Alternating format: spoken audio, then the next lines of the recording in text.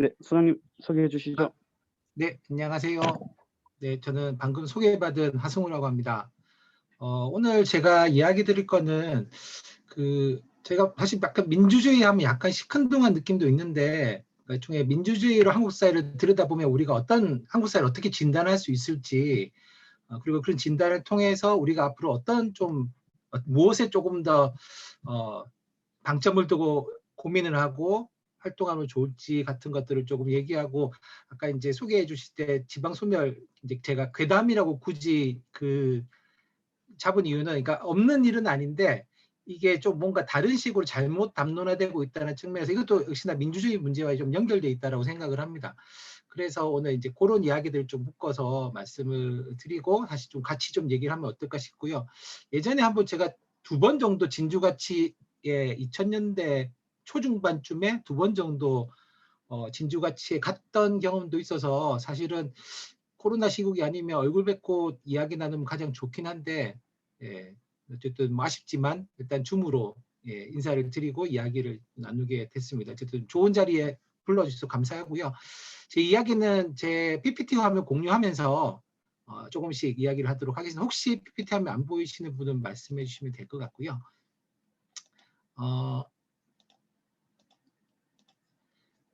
제가 오늘 방금 말씀드린 대로 이제 주제는 절반의 민주주의. 그러니까 한국 사회가 굉장히 민주화되었다고 얘기하지만 제가 볼 때는 이쪽에 87년 6월에 민주주의라고 하는 것들은 어찌 보면 뭐 호언철폐 독재 타도라고 하는 측면에 그러니까 지금 독재라고 하는 것들을 몰아내는 측면에 굉장히 집중돼 있었지 실제로 나머지의 민주주의라고 하는 것을 어떻게 가져올 것인가에 대한 계속된 고민이 필요했는데 지금 한국 사회가 그 고민들을 더 진척시키지 못하고 약간 멈춰 있다는 생각이 듭니다. 그래서 그 얘기부터 먼저 드리고 이제 자연스럽게 왜 그게 지방 소멸로 이어지는지에 대해서 이야기를 조금 나누려고 합니다. 절반의 민주주의라는 얘기는 요 절반의 인민주권이라고 하는 샤츠 슈나이드의 책이 있습니다. 이분은 정당 정치를 되게 중요하게 생각하시는 분인데요.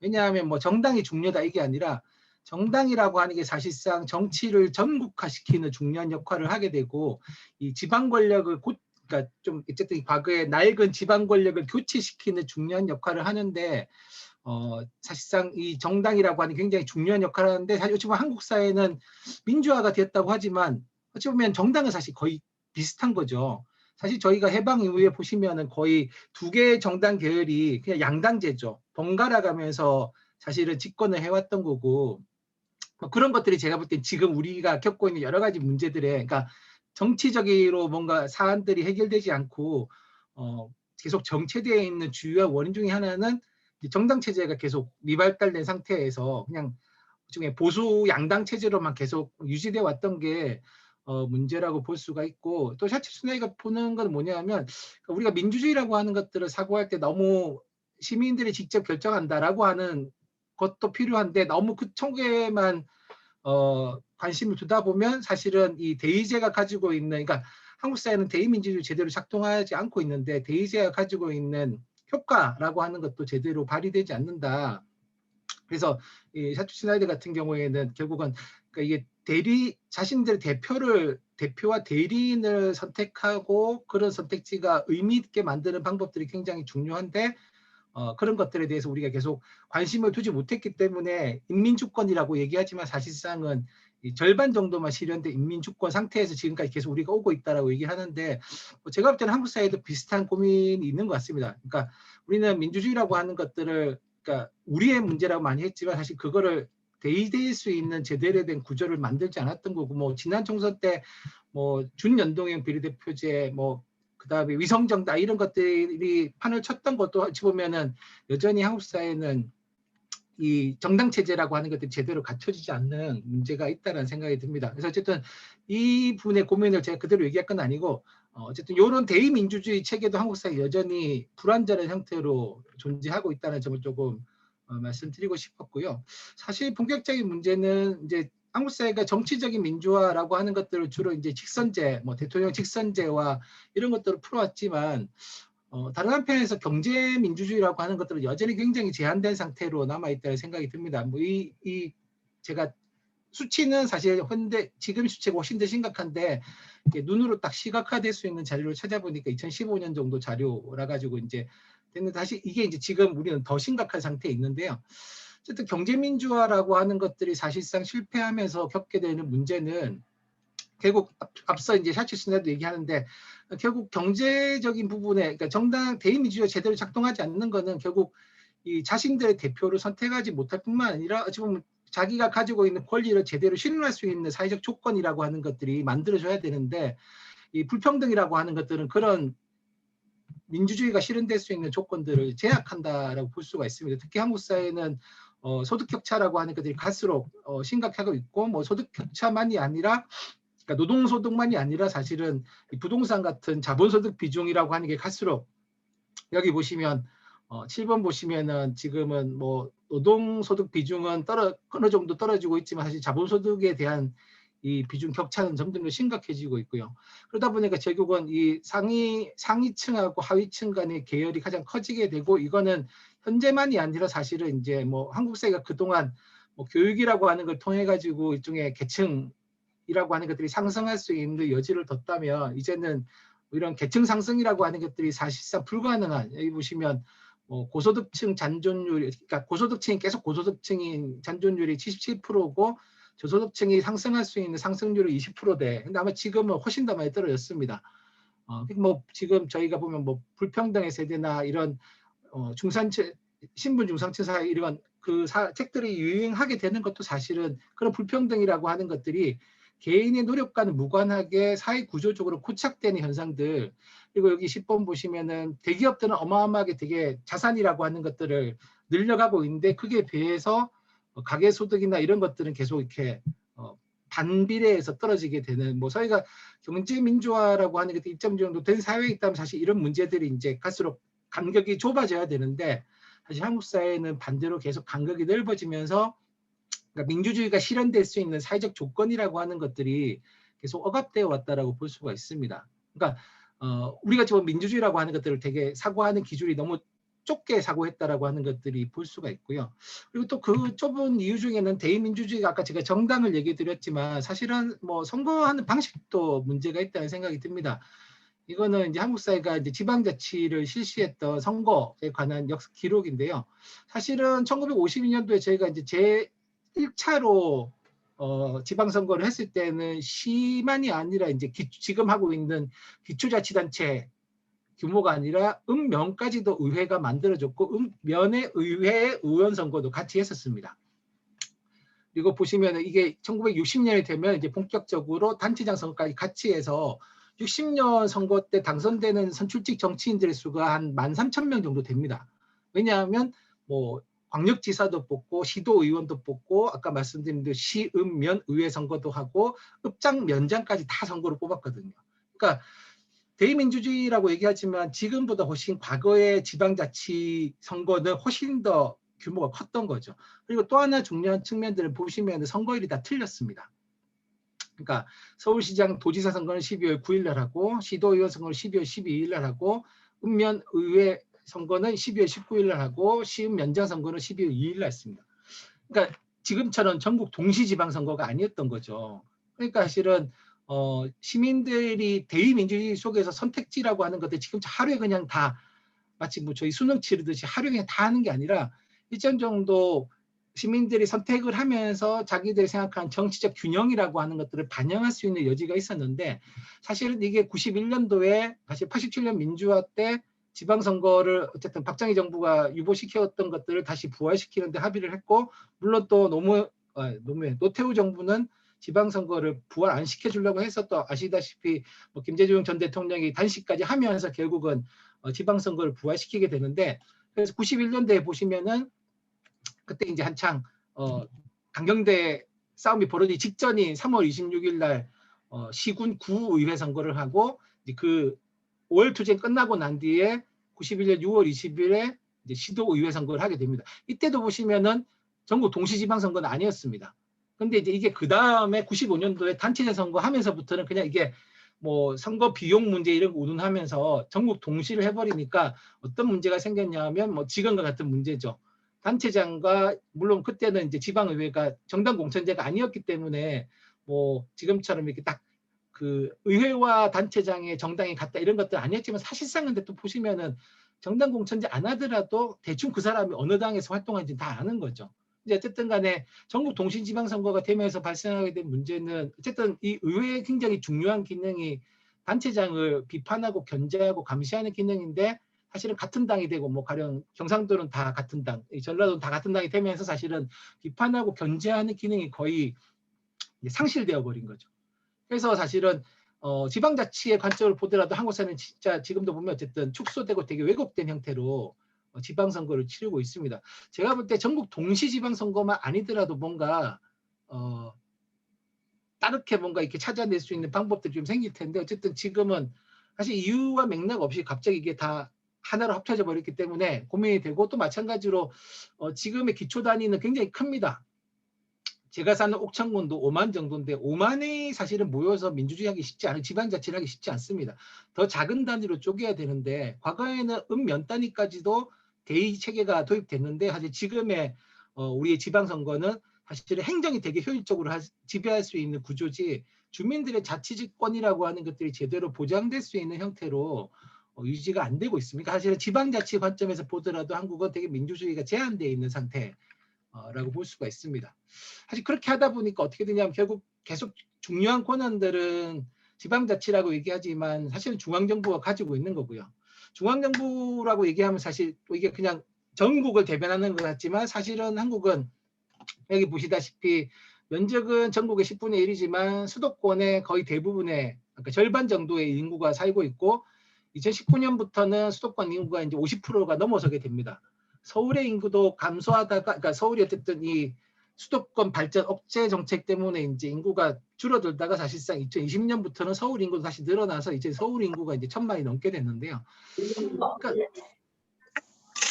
네. 그래서 지금은 보시면은 수도권과 비수도권의 격차라고 하는 것들이 갈수록 계속 커지고 있는 상태이고요.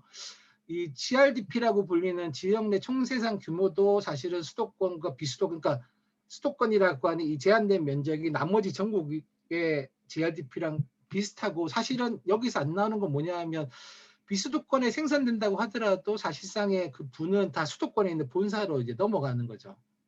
그러다 보니까 경제적인 격차도 굉장히 생기게 되고 경제적인 격차는 또 마찬가지로 세수 격차에 반영이 되게 되고요. 그러다 보니까 이쪽에 지방자치제가 실시됐다라고 하면서 지방이 권한을 가지고 자체적으로 지역의 발전을 모색할 수 있는 계기가 되었다라고 얘기하지만 사실상은 수도권으로 지금은 다 대부분의 자원이 집중되다 보니까 이 표가 이 그림에 있는 그게 이제 2020년에 시사저널에 나왔던 건데요. 그러니까 사실상 시사저널의 타이틀 기사가 제목이 이렇습니다. 수도권, 비수도권 두 개의 대한민국. 그러니까 사실상은 다른 나라라고 인식이 될 만큼의 격차가 되게 심각하게 벌어졌는데 앞서 말씀드린 이 지방선거의 문제나 이 격차의 문제는 저는 무관하지 않다라고 생각을 합니다. 뭐 지방선거, 지방자치가 부활한 게 어쨌든 91년부터고 그럼 지금으로 따지면 거의 30년 정도 지났는데 사실상 지방정부가 가질 수 있는 세수, 그러니까 여기도 보시면 수도권도 지방세만 보더라도 수도권이 훨씬 더 많은 거죠. 그러니까 세수의 측면 보더라도 결국은 비수도권은 뭔가 자체적으로 안정적인 재원을 가지고 사업을 할 수 있는 구조가 굉장히 제한되어 있는 상태고 그런 제한성이 계속 중앙정부가 하고 있는 일종의 공모 사업들도 지방정부 계속 이렇게 바라보게 되는 구조를 그러니까 자치라고 얘기하지만 사실상은 자치를 할 수 있는 인구도 지역 내에 남기지 못했고 또 그런 것들이 계속 커지다 보니까 사실 이제 좀 이따 말씀드린 이제는 아예 지방에 소멸 가능성이 있다라고 한 얘기까지 나오게 되는 거죠. 그러니까 이런 격차를 또 마찬가지로 어떻게 할 거냐. 뭐 중앙정부가 달리 찾아다니면서 지역의 균형 발전이라고 하는 것들 지금 명목으로 굉장히 많은 돈을 쓰고 있는데 정말 지역 이 국토 균형 발전이라고 하는 게 가능한 거냐라고 했을 때 저는 자치라고 하는 것들이 보장이 되지 않은 상태에서는 국가 균형 발전이라고 하는 것들은 결국 중앙정부가 개발 사업비를 지원해 주는 방식 외에는 사실상 효과를 거두기 힘들다는 생각이 들고요. 또 한편에는 지방자치라고 한 말 속에 잘 표현되지 않는 게 뭐냐면 제가 볼 때는 한국의 민주주의는 철저하게 도시 중심의 민주주의라고 생각을 합니다. 여기 뭐 지금 뭐 그 통계청에 따르면 한국은 도시화율이 2018년도에 이미 93%를 넘어섰다라고 얘기하는데요. 사실상은 여기 보시면 전국의 인구들이 집중되어 있는 것들은 이 수도권만이 아니라 사실상은 다 보시면 뭐 여기 대전권이고 여기 이제 전주권이고 여기 광주권이고 여기는 이제 부산, 울산 이렇게 되어 있는 창원 이쪽권이고 이 대구 경북권이고 이렇게 사실 보면 한국은 대도시 권역, 광역시 권역 중심으로 사실 인구가 다 몰려 살고 있는 거고 이게 한겨레 신문에 올해 5월 기사인데 그러니까 사실 한국의 뭐 다른 나라도 다 대도시잖아. 왜 굳이 뭐 한국만 대도시인가라고 물을 수도 있지만 사실 한국은 굉장히 외국보다 훨씬 더 대도시화 경향이 굉장히 심각하고 사실상은 이 대도시 권역들이 주변의 인구들이 계속 빨아들이고 있는 형태라고 볼 수가 있습니다. 또 그렇게 되는 것들 중에 하나는 어쨌든 이 인구가 계속 도시로 집중되다 보니까 결국 이게 대의 체계에서도 일종의 그 대의민주주의라고 하는 것들이 무너지는 상황을 가고 있습니다. 그러니까 면적은 농촌이 훨씬 넓은데 농촌에서 선출되는 국회의원 수는 계속 작아지는 거죠. 가령 여기 보시면 이게 이제 그 20대 국회 때인데 이때 제가 살고 있는 옥천이 선거구가 군 3개를 묶어서 하나의 선거구로 했었습니다. 근데 작년에 2020년에 총선할 때는 여기다가 인구가 더 빠졌다고 해서 30만 선이 무너졌다고 해서 이제 여기 있는 청주 옆에 있는 괴산구까지 합쳐가지고 그러니까 4개 군의 국회의원 1명을 뽑았던 겁니다. 근데 이게 뭐 옥천만의 문제가 아니라 보시면 이 농촌 단위에서 인구가 빠지는 곳들은 지금 계속 이 30만 명 때문에 계속 인구가 이렇게 선구가 커지고 있는 상태고 사실상은 제가 사는 동네만 보더라도 이 4개 군을 동시적으로 돌아다니면서 선거운동을 할 수 있는 그다음에 이 선거비가 굉장히 많이 드는데 그럼 그런 선거운동을 도대체 누가 할 수 있을 거냐. 그리고 이 4개 군을 동시에 대변하는 국회의원이라고 하는 게 과연 이게 제대로 기능할 수 있는 거냐라고 하는 문제제기가 사실은 계속되고 있습니다. 그러니까 어찌 보면 그냥 비례대표제가 좋아서가 아니라 한국은 사실상은 지역구 선거 자체가 이미는 되게 의미 없는 구도로 이제 가고 있는 상태고요. 그래서 선거제도 개혁이라고 하는 것들이 필요한 이유가 그냥 이게 어떤 선거제도가 특정하게 더 좋아서가 아니라 사실상은 이제 비례성 자체가 굉장히 심각하게 무너지고 있기 때문에 그러면 농촌을 대변할 수 있는 민주주의를 어떻게 만들 거냐. 지금도 보시면 21대 국회에 농민을 대변할 수 있는 농민 출신의 의원이 없는 거는 그냥 그게 농민들이 선거에 나가지 않아서가 아니라 사실상은 선거로 뛰어들기 어려운 구조라고 볼 수가 있습니다. 그래서 이런 부분에서 본다면 결국 민주주의라고 하는 것도 도시와 농촌의 관점에서 본다면 한국은 굉장히 도시 중심으로 민주주의가 이미 가버렸던 거고 그런 것들을 어떻게 바로잡을 것인가라고 하는 차원에서 선거제도라고 하는 것들을 좀 저는 심각하게 고민을 해봐야 되고 어쨌든 비례대표제라고 하는 것들로 전환되지 않으면 이런 그 대변되지 못하는 지역의 문제는 훨씬 더 심각해질 가능성이 있습니다. 수도권이 인구가 계속 모이다 보니까 사실상은 지금 국회의원 중에 지역의 거의 절반 정도가 뭐 247, 그러니까 253명 중에 서울 수도권의 출신의 국회의원이 한 120명 조금 더 되고요. 근데 사실 비례대표들이 거의 다 수도권에 살고 있는 사람들이다 보니까 사실상 뭐 21대 국회도 300명의 국회의원 중에 결국은 수도권 이해관계를 대변하는 사람이 150명 이상인 거죠. 그러면 이게 과연 올바른 대의민주주의라고 볼 수 있을 것이냐. 사실 저는 그런 부분도 조금 저희가 심각하게 고민을 좀 해봐야 된다고 생각을 합니다. 그러니까 무엇이 우리 현실에 맞는 민주주의, 뭐 직접 민주주의 있지만 사실은 대의민주주의조차도 제대로 안 되는 현실을 어떻게 바로잡을 것인가라고 하는 고민이 좀 적극적으로 저는 돼야 된다고 보고요. 또 한편에는 이게 민주주의라고 하는 게 꼭 제도 정치 차원의 민주주의가 아니라 사실은 지역 차원의 의사결정이라고 하는 게 굉장히 기존에 있던 관변단체들에 대해서 좌우되는 부분들이 있습니다.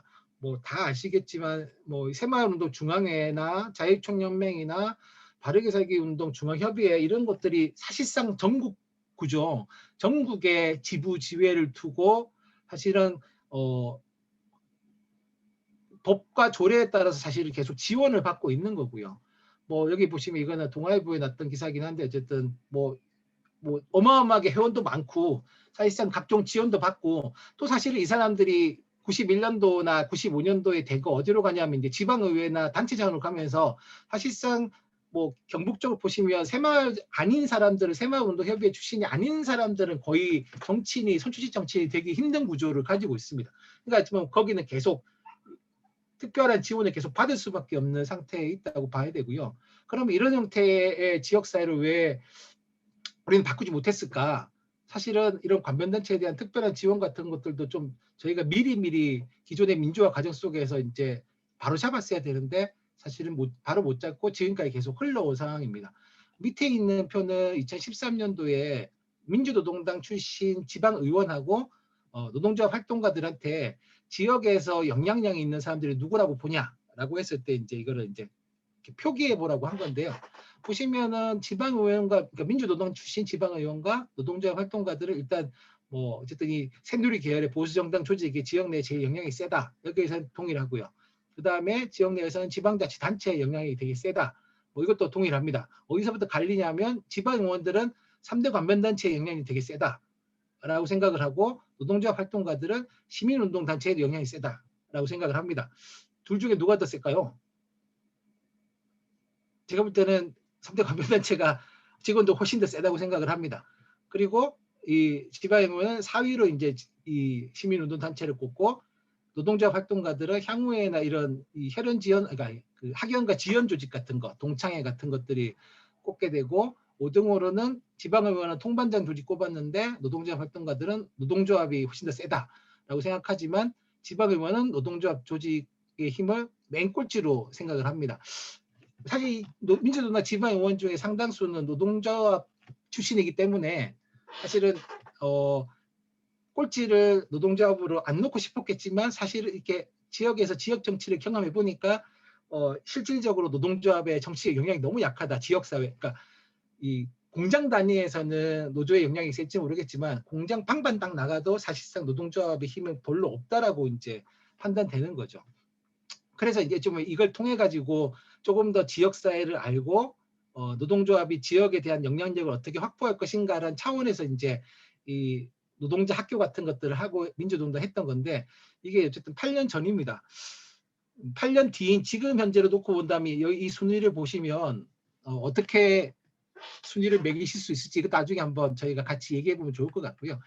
어쨌든 한국은 관변단체가 주도하는 시민사회가 여전히 강력하고 그러다 보니까 결국은 지역사회, 그러니까 제도권 정치에 뭐 이렇게 소위 말하는 기울이진 운동장 이것만이 아니라 지역 시민사회도 굉장히 기울어져 있는 운동장이고 이런 단체들이 끊임없이 지방정부에 영향을 미치고 사실은 저희가 알고 있는 예산 같은 것도 쓰고 있는 거죠.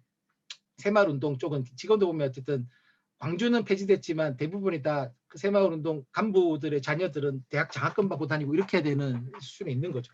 뭐 이런 문제들을 어떻게 할 거냐. 좀 그런 고민들도 필요했는데 저희가 이런 고민들을 몰랐던 게 아니라 알고는 있지만 이 문제를 해결할 수 있는 실마리를 계속 못 찾아왔다라고 생각이 좀 듭니다. 또 한편에 한국은 뭐 제가 볼 때는 남성 중심의 민주주의가 되게 강력한 거고요. 여기 보시면 이거는 그런 겁니다.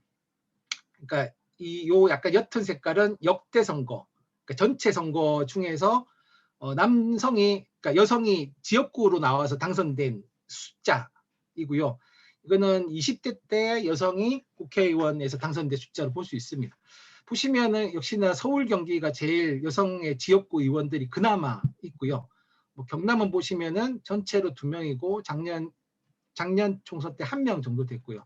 보시면 울산, 부산 뭐 이렇게 쭉 보시면 사실은 지역구에서 여성이 당선되는 사례가 거의 없습니다. 전남은 보시면은 그냥 1명, 역대 통틀어서 1명 이렇게 돼 있습니다. 이게 어떤 의미냐면 사실 한국은 아까 말씀드린 대로 이 지역구 선거 중심이기 때문에 결국 비례대표들은 아주 특별한 경우를 빼면은 사실상은 자신의 정치적인 경력을 계속 유지하기가 쉽지 않습니다. 그럼 결국 뭐냐 하면 이 중에 여성 지역구 의원이 없다라고 하는 것들은 안정적으로 자기의 정치적 기반을 확보하면서 계속 성장할 수 있는 여성 정치인이 없다라고 하는 것하고 동일한 거죠. 그러면 이게 한국은 철저하게 결국 뭐냐면 이게 성별로 본다라면 한국의 정치는 결국 남성을 대변할 수밖에 없는 구조인 거고 그거는 뭐 페미니즘이 부상하고 뭐 이런지 저희가 아무리 해봤자 결국은 선거 결과만 두고 본다면 한국은 굉장히 남성 편향되어 있는 사회인 거고 뭐 그런 것들이 저는 정치에서의 편향이 결국은 사회 편향으로도 영향을 미친다고 생각합니다. 오른쪽에 있는 거는 대기업이나 공기업이나 금융그룹의 임원 중에서 여성 비율 현황인데요. 여기 보시면 등기 보시면 그나마 미등기 이사들이 있기 때문에 비율이 지금 보시면은 거의 뭐 이렇게 돼 있는 거고 사실상은 등기이사 비율을 보면은 거의 여성은 1%대라고 볼 수가 있습니다.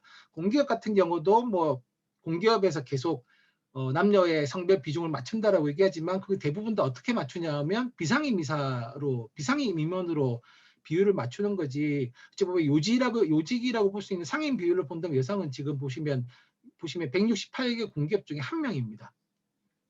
그러니까 이게 사실은 한국에 지금 겪고 있는 되게 명확한, 아마 이 비율 제가 볼 때는 공무원에도 적용은 비슷할 겁니다.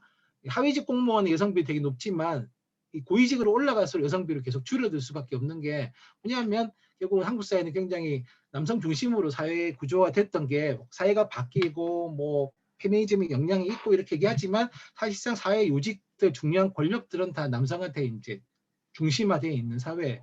그러니까 제가 볼 때 여전히 한국 사회는 가부장 사회라고 볼 수 있는 것들은 결국 중요한 요직들이라고 하는 게 불평등하게 분배되어 있는 형태라고 생각을 합니다. 그러니까 이것도 마찬가지로 저희가 민주화를 계속 얘기했지만 바로 잡히지 않은 상태로 계속 쭉 흘러왔던 부분이라고 볼 수가 있습니다. 그래서 이런 문제를 어떻게 바꿀 거냐 되게 뭐 그런 거죠. 그럼 어떻게 하면 여성의 비율을 더 높일 거냐의 문제. 지역구 의원은 어쨌든 아까 말씀드린 대로 이제는 좀 지역구 선거가 별로 의미가 없다면, 그러면 결국은 이 비례에서 어떻게 더 비례성을 강화시켜서 여성 의원들의 비중을 높일 거냐라고 하는 고민은 이제는 좀 본격적으로 저희가 해야지만 한국 사회가 좀 바뀔 수 있지 않을까라는 생각을 하게 됩니다.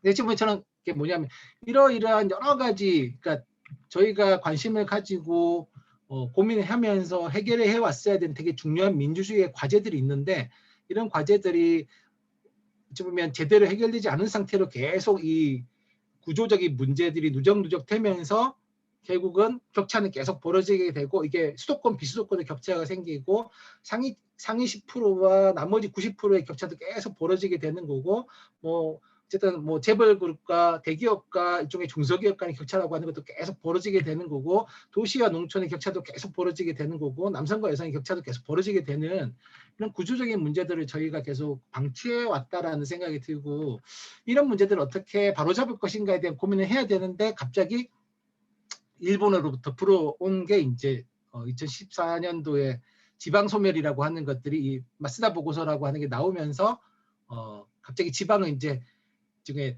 소멸로부터 생존해야 되는 갑자기 그런 조건으로 이제 또 가고 있다는 생각이 듭니다. 이 지방소멸이라는 책이 이제 한국에도 번역이 되면서 소개되면서 이제 막 지방소멸론이라고 하는 얘기들이 터져 나오게 되는데요.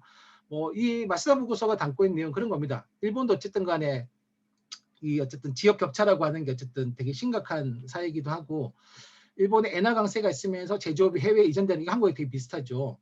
공공사업에 감소하면서 따라서 어쨌든 실업이라고 하는 것들이 실업이라도 건설업이라고 하는 것들이 계속 침체되는 거. 뭐 이것도 제가 볼 때는 한국 사회도 비슷합니다. 고령자를 포함한 인구 감소에 따라서 소비가 침체되는 거. 이거는 뭐 수도권은 좀 다를 수 있겠지만 지방 같은 경우에는 되게 심각하다고 볼 수 있습니다. 어쨌든 이 마스터 보고서의 고민은 지역 경제가, 지방 경제가 결국은 고용의 기반이 무너지면서 이제는 소멸 단계로 들어갔다. 근데 이게 그냥 지방만 소멸하는 게 아니라 결국 지방의 소멸은 일본 동경권의 소멸로 이어질 것이다. 그럼 결국 일본 자체도 파멸로 갈 것이다라는 이제 일종의 경고를 한 거고, 그러면서 이 지방 소멸이 마스다 보고서가 제안하는 게 이제 지방 창생 전략이라고 하면서 일종의 지역이 더 이상 무너지지 않도록 일종의 최후의 보루를 만들자. 그러면서 이제 지방 중획 도시를 만들자라고 얘기합니다. 그래서 지방 중획 도시에, 그러니까 모든 지방 지역에 다 동일하게 지원하는 게 아니라 지방 중획 도시에 중점적으로 집중적으로 지원을 하고 정책을 해가지고 일종의 보루를 만들자. 그러니까 거점을 만들어야지만 이 소멸을 막을 수 있다는 이야기들을 하게 됩니다. 초기에 한국에 왔을 때는 뭐 그렇게 파장이 크지 않았는데, 사실은 이 한국 고용정보원 이런 곳에서 이제는 이것들을 이제 중에, 그러니까 이 마스다 보고서에 했던 기준을 동일하게 한국 사회에 똑같이 기준에 맞춰서 이제 적용을 하는 겁니다. 그래서 뭐 20에서 39세 가임기 여성 인구수를 노인 인구수 나눈 값인데요. 그러면서 이제 전국을 이렇게 표시하기 시작을 한 거죠. 그래서 여기 보시면은 2019년도에 그 인구 부정을 보시면 이제 빨간 데는 이제 소멸할 곳이라고 이제 매 소멸 위험도 굉장히 높은 곳들을 찍어 놓은 건데요. 사실은 뭐 여기 보시면 이제 경남권도 남해, 산청, 합천 뭐 이런 쪽도 이제 잡혀 있고요. 이 부울경 같은 데 보시면은 2013년도 7월 달에 동일한 기준을 측정했을 때하고 2018년 6월 달에 동일한 기준 측정했을 때 합천과 남해는 이제 고위험군으로 진입을 한 거고요. 보시면 진주는 주의 단계. 근데 이게 뭐 아주 서서히 보통, 주의, 진입, 고위험 가는 게 아니라 인구 절벽이라고 해서 갑자기 이게는 확 빨간색으로 갑작스럽게 바뀌는 경우도 되게 큽니다. 그러니까 사실은 주의 단계에 들어갔다라고 하는 건 이미 위험 단계로 들어갈 수 있는 가능성이 커다는 거죠. 그러면 이거는 이제 이런 문제들을 저희가 또 마찬가지로 이렇게 딱 보는 순간 많은 사람들이 이제 혹하는 거죠. 제가 사는 옥천군도 지금 어쨌든 위험 단계로 들어가 있는 사회이기도 한데요. 그러니까 이걸 보면서 사람들이 계속 어떤 느낌을 가게 되냐면, 그럼 결국 이제 지역은 더 이상 중심지가 될 수 없겠구나, 버티기 힘들겠구나 생각하니까 어떻게 되냐 하면 지역을 더 지켜야 되겠다가 아니라 아까 이렇게 되는 거죠. 근처에 있는 대도시 권역으로 달려가게 되는 겁니다. 사실 지방소멸론이라고 하는 것들이 뭘 더 부추겼냐면 어떤 면에서는 지역을 더 빨리 소멸시키는 효과, 그러니까 지역을 더 강하게 만들어서 버티게 해야 되겠다 이게 아니라 이미 지역은 특히 농촌 이런 곳들은 이미 가능성이 없는 공간이기 때문에 빨리 가능성이 있는 공간으로 가서 살아야 되겠다라고 생각을 하게 되니까 당연히 서울권은 갈수록 위험도가 낮아지는 거죠. 결국 이게 수도권 비수도권 격차라고 하는 게 똑같이 이 지도에 반영되는 건데, 한국은 이 격차를 줄이는 전략이 아니라 사실은 이 격차가 계속 확대 재생산하는 거고, 사실은 이 고용정보원의 이런 지도 같은 것들은 사람들을 되게 더욱더 이 불안하게 만드는 약간 공포를 주는 효과가 컸다라고 생각을 합니다. 근데 이제 문제는 이런 거죠. 마스다 보고서의 기준이 한국 사회에 동일하게 적용되는 게 맞냐? 이거는 제가 있는 충북 쪽에서 이제 이 지수를 그냥 아주 단순하게 한국 현실로 비교해 봤을 때 이게 뭐 소위 말하는 뭐 가입 연령이라고 하는 게 20에 39세가 맞냐? 그래서 이 시나리오 2라고 하는 건 뭐냐면 이제 현실적을 반영해서 20에서 44세까지 가입 연령을 확대하면 여기 보시다시피 조금의 여기 보면 이런 부분에서 조금씩 변화가 생기는 거죠. 그러니까 어찌 보면 조금 더 이 소멸 지수가 낮아지는 겁니다.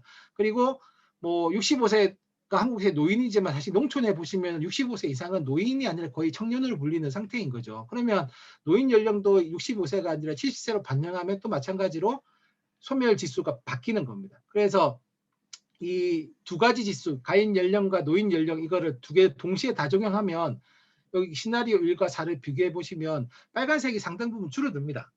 그러니까 이게 위험을 우리가 어떻게 인식할 것인가의 문제인데, 한국은 지금 위험을 굉장히 강조하면서 사실은 사람들을 더욱더 불안하게 만들고 자기가 살고 있는 지역이라고 하는 것에 대한 애착도를 높이는 방식이 아니라 애착도를 낮추는 방식으로 빨리 이것은 소멸할 곳이니까 빨리 떠야 되겠다라고 하는 위기를 자극하는 방식으로 한국은 이야기가 됐다고 생각을 하고요. 그런 것들이 사실은 저는 지금도 여전히 영향을 미치고 있다고 생각을 합니다. 그리고 사실은 일본에서도 이 마스다 보고서에 대한 비판이 굉장히 많습니다. 대표적인 게 이제 그 유스케라고 하는 사람이 쓴 책인데요. 이 책은 마스다 보고서를 아주 대놓고 비판을 하는데, 어떤 거냐면 이 마스다 보고서 앞에 있던 이 지방 소멸론이라고 하는 거는 이쪽에 인구 소멸에 대한 위기감을 자극해서 아까 보시면 이거죠. 공공사업 감소가면서 건설업이 격감하게 되는데, 어떻게 보면 이 다시 일본을 토공국가로 만들기 위한 약간 신자유주의 전략이다라고 보는 게 이제 유스케의 관점입니다.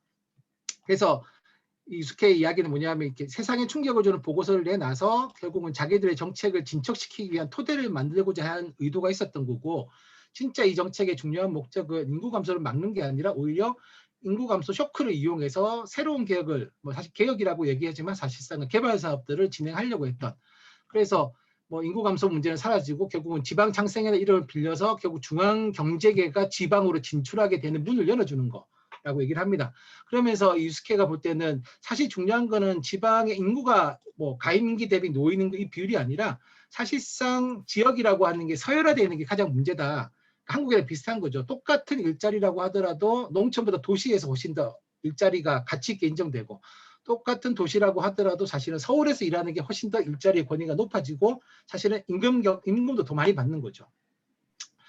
그러니까 이쪽에 자기가 지금 살고 있는 자기 마을로 오면 올수록 이 일자리와 지역이 가지고 있는 가치가 이제 낮아지는 거. 이게 사실은 일본에서 사람들이 계속 인구를 이동하는 문제지 정말 일자리 때문에 사람들이 계속 그렇게 움직일까라고 하는 이제 질문을 던지는 거고 그래서 이 유스케는 어떤 얘기하냐면 자꾸 이 마스터 보고서 얘기하는 것처럼 일자리 몇만 개 만들기 이게 중요한 게 아니라 사실은 지역에 좋은 일자리 만들기 되게 필요하다. 특히나 이 노동권 같은 것들을 보장해줘서 지역에서 일하는 사람들이 자기 일에 대한 만족도를 얻게 된다라면은 사실은 그게 수의 문제가 아니라 질의 문제를 접근했을 때 훨씬 더 인구 감소 문제가 해결될 수 있는 방법이 되는데 그러기 위해서는 일본 사회가 지금 해야 되는 것들은 지방에다 자꾸 뭐 이렇게 시설을 짓는 게 아니라 노동개혁이 가장 시급한 과제다. 뭐 한국도 지금 보시면은 아직도 계속 무슨 뭐 쿠팡이니 이런 사고들이 발생하는 것들은 결국은 노동권이 제대로 보장되지 않는 거고 노동자들의 처지가 열악해지는 게 문제인 건데 자꾸 이거를 개발 사업으로 과연 떼빵할 수 있을 거냐. 이제 어쨌든 이런 문제 제기를 유스케는 하고 있고 또 한편은 이제 사실은 우리도 고민해보는데 이게 인구 감소 자체가 어떤 면에서는 제가 볼 때 피할 수 없는 현실인 거죠. 이미 출산율은 떨어져 있고 뭐 이미 고령화율이 되게 높은 거고요. 그래서 유스케 얘기는 자꾸 인구가 감소하니까 인구를 다시 유지한다가 인구를 더 늘린다 이게 아니라 인구 감소는 당분간 피할 수 없는 거라고 생각을 하고 그러면 인구가 감소해도 지속될 수 있는 사회를 어떻게 만들 거냐 그 고민을 시작하는 게 되게 중요하다고 생각을 합니다. 그래서 앞으로 일정 정도 인구 감소는 계속 될 거라고 생각을 두고 거기 맞춰가지고 행정을 조절하는 과정들이 필요한 거고 이 행정을 너무 막 급작스럽게 축소하는 문제가 아니라 인구와 행정의 균형을 어떻게 맞출 거냐 가령 뭐 복지나 이런 공공 서비스라고 하는 것들을 지금의 이 마스터 보고서는 거점에다 다 밀어놓고 거점을 중심으로 사람들이 생활하도록 하는 방식인데 이게 진짜 좋은 거냐라고 했을 때 유스케는 그게 아니라 균형을 어떻게 계속 잡아갈 거냐라고 하는 게 훨씬 중요하다라고 생각을 합니다. 그래서 뭐 이게 그냥 뭐 개발 사업비를 얼마나 확보할 거냐 이게 중요한 게 아니라 결국 인구와 행정의 균형을 어떻게 만드는가에 고민이 필요한 거고 결국 이런 고민을 하려면은 행정이 일방적으로 그 이런 조절을 진행하는 게 아니라 결국 시민들이 이 조절하는 과정에 어떻게 참여할 거냐 그리고 도시와 농촌의 균형을 어떻게 잡을 거냐 이런 것들이 굉장히 중요한 사회적 과제라고 얘기를 합니다. 그래서 이 책 보시면은 지방회생은 어쨌든 이 고민은 결국 이 수도권으로 초집중되는 문제를 어떻게 해결하지 않으면 지방의 문제, 지역의 문제는 해결되지 않을 것이다라고 하는 고민을 하고 있는 거고요. 사실 저는 뭐 이것도 마찬가지로 그러니까 앞에 보시면 이 마스터 보고서는 굉장히 뭐 아직도 정치인들이 인용하면서 써먹고 있지만 이 유스케의 지방회생 전략은 안 써먹는 이유는 결국 이게 뭐냐면 돈이 많이 들어가는 사업 중심으로 가지 말자는 얘기거든요. 지금 한국은 무조건 일자리 만든다는 명목으로 계속 무슨 산단을 만들고 뭐 사실 지금 경남도 메가시티 인구 1000만의 메가시티를 만든다는 생각으로 가고 있지만 결국 그 메가시티는 결국 거점 중심으로 재편될 거고 그런 마찬가지로 경남도 거점이 아닌 곳들은 어떻게 생활할 것인가에 대한 어쨌든 어떻게 자기 지속을 할 것인가의 과제는 또 여전히 남아 있고 사실 메가시티 내에서도 굉장히 불균형한 지역 발전이 될 가능성이 크다라고 저는 생각을 합니다. 그러면 그런 문제들에 대해서 결국 시민들이 어떻게 참여할 수 있을 거냐? 가령 뭐 마창진이 이렇게 하나의 행정권 통합되고 난데 이 창원 말고 마산이나 이런 곳들이 진짜 마산진해가 자치권이 보장되고 사실은 시민들이 훨씬 더 살기 좋은 상태로 간 거냐 그런 것들에 대한 확인 작업이 먼저 진행되고 메가시티 같은 얘기들이 나와야 되는데 한국은 일단 먼저 사업부터 던져놓고 되게 장밋빛 그림 그리고 가고 있는 거죠. 사실 그런 것도 제가 볼 때 결국은 이 지역사회를 대변할 수 있는 일종의 민주주의라고 하는 것들이 보장되고 있지 않기 때문에 계속 반복되는 부분이라고 생각이 들고 아까 보시면 이제 이런 겁니다. 그러니까 여기다 이제 지금 우리는 또 새로운 이제 기후 위기까지 오죠. 지금 보시면 이거 제가 사과인데요.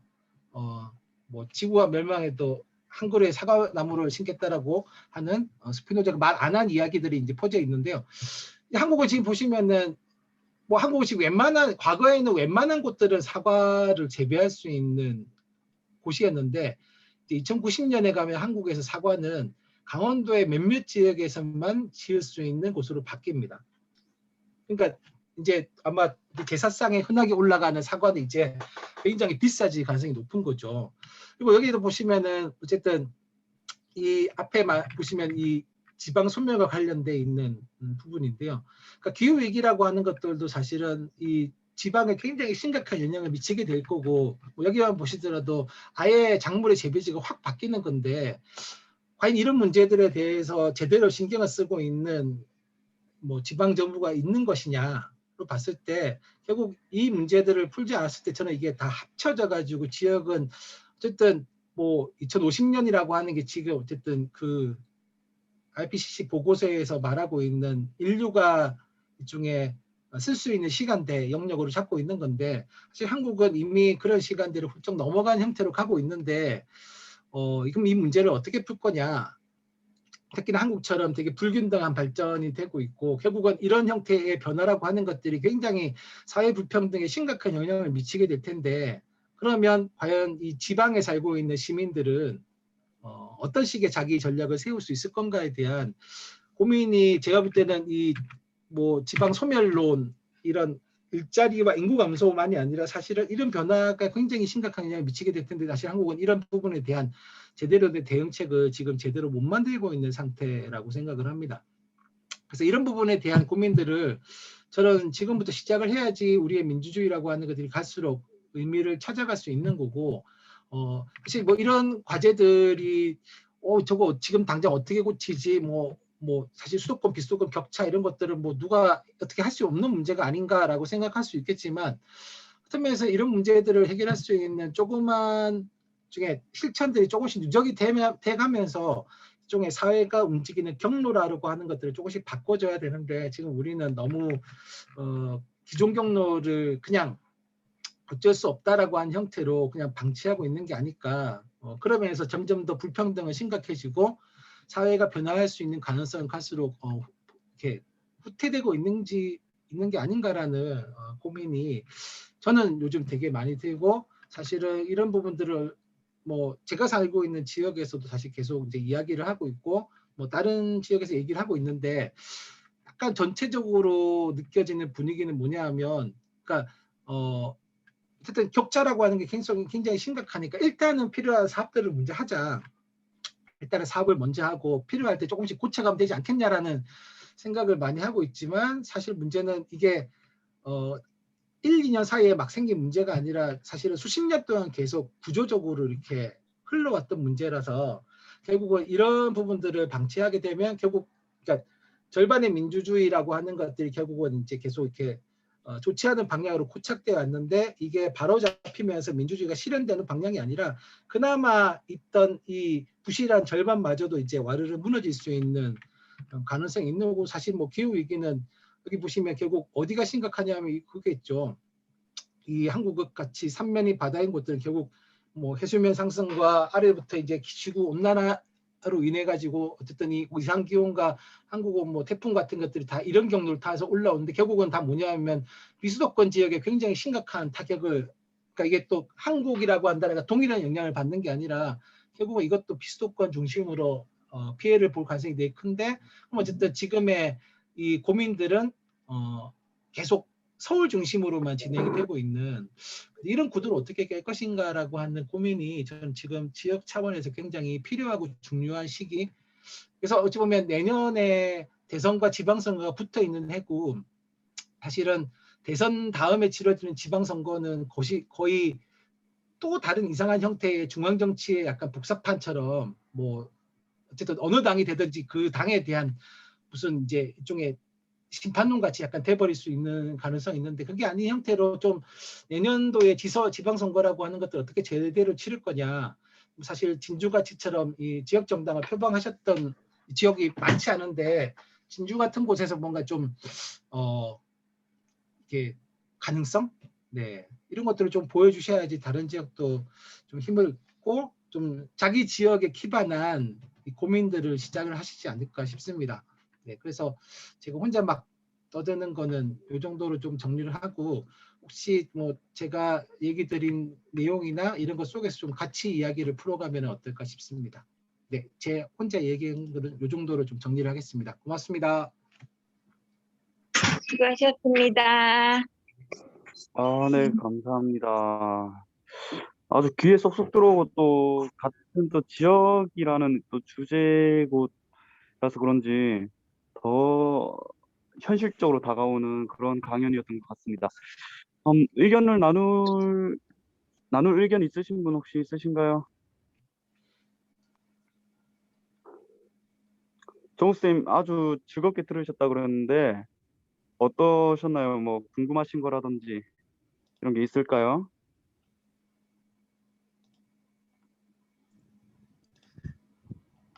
예. 하성우 선생님 반갑습니다. 네, 안녕하세요. 예, 저는 조금 사정이 있어서 조금 늦게 들었고 지금도 이렇게 또 8시 바로 회의여서 나가야 하긴 하는데 일단 강의가 되게 즐겁게 재밌게 들었고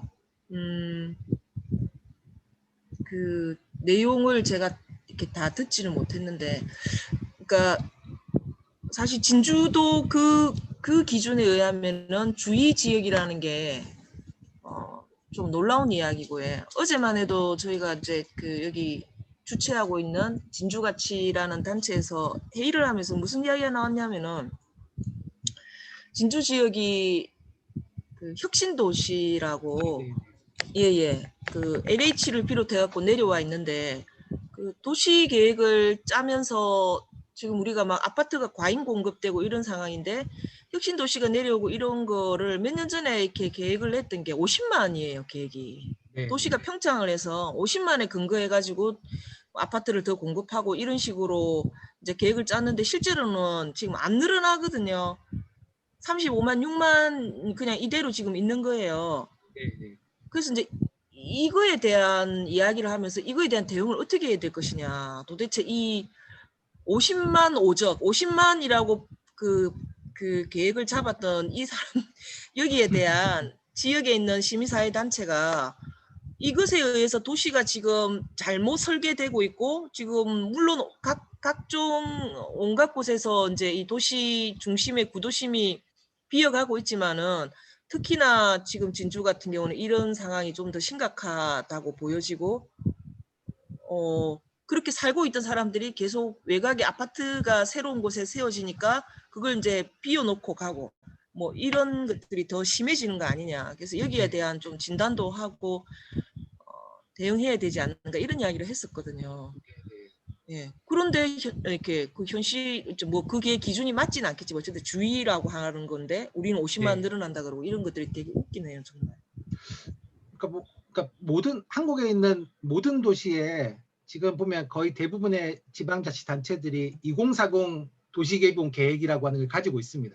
2040년에 우리 자치체가 어느 정도가 돼 있을 거다라고 하는 계획을 가지고 있는데요. 전국에 있는 지방자치단체의 그 계획을 다 모으면 인구가 한 600만 정도 늘어나야 됩니다.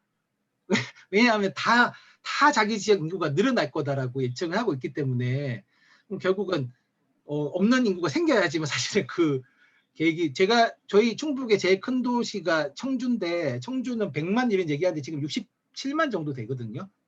그러니까 30만 인구가 더 늘어나야 될 건데 30만 인구 어디서 데려올 거냐에 대한 계획은 없고 그냥 그렇게 늘어날 거니까 말씀하신 대로 계속 늘어난 인구에 맞는 도시개발 계획들을 잡는 거죠. 그러니까 계속 이제 아파트도 더 짓고 일종의 되는 건데 근데 문제는 뭐냐하면 그러니까 지금에 있는 지방자치단체의 재정이라고 하는 것들이 지금 사는 사람들한테 필요한 형태로 가야 되는데 이게 그런 방식이 아니라 자꾸 이게 증가를 예상하고 혹은 그 증가를 위한 기반들을 닦는 쪽으로 예산이 가다 보면 정작 지금 살고 있는 사람들한테는 별로 도움이 안 되는 식으로 이제 사업이 진행될 수밖에 없고 그러면 사실 그 사람들은 이제 떠나게 되는 거죠. 그러니까 지금 제가 볼 때 되게 우려스러운 건 동남권 메가시티인데요.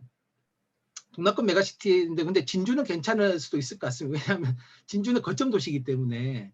근데 문제는 이 경남에 있는 다른 이제 군단이나 이런 쪽은 그 메가시티 구상을 보시면은 사실은 농촌에 대해서는 거의 계획이 없습니다. 농촌은 공동화될 거라고 아예 보고 일종의 폐교나 빈교를 어떻게 폐교나 이 그 빈집을 어떻게 활용할 거고 사실은 거의 대부분이 뭐 일종의 농촌을 식량 거점으로 만드는 형태로 되어 있는데 그러면 사실은 또 마찬가지 그런 문제가 있는 거죠. 그러면 경남에 있는 어쨌든 지금 인구들이 더 이 거점 도시로 집중됐을 때 그 문제들은 또 마찬가지로 어떻게 풀어갈 거냐.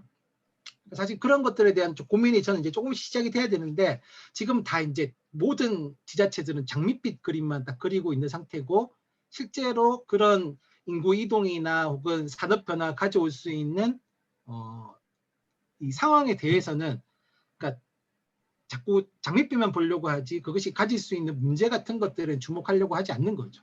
그러다 보니까 계속 이렇게 큰 그림만 계속 커지는 그림만 계속 좋은 얘기만 뭐 이게 만들어지면 뭐 일자리가 몇십 개 몇백 개 생기고 뭐 이게 세워지면은 뭐가 좋아지고 이렇게 얘기하는데 사실 제가 볼 때는 그동안 뭘 해가지고 뭐가 되게 나빠졌는지를 조금 이제 점검해 봐야지 진짜 좋아질 수 있는 가능성이 생기는 거지 무조건 좋아진다라고 하는 것들이 사실 되게 제가 볼 때 위험한 논리. 그런 위험한 논리가 제가 볼 때는 진주만이 아니라 뭐 전국에 있는 모든 지자체들이 지금 거의 비슷하게 가지고 있다는 생각이 듭니다. 그래서 사실 제가 아까 말씀드린 것처럼 좀 내년 지방선거 때 그런 경향들을 좀 바꿔서 좀 진짜 지역 진단을 제대로 하고 그 진단에 기초한 지역 전략 같은 것들을 만들지 않으면 어찌 보면 뭐 이런 뭐 인구 소멸만이 그러니까 지방 소멸만이 아니라 기후 위기를 고려했을 때 갈수록 더욱더 불평등은 더욱더 심각해질 거다. 그런 생각이 좀 듭니다.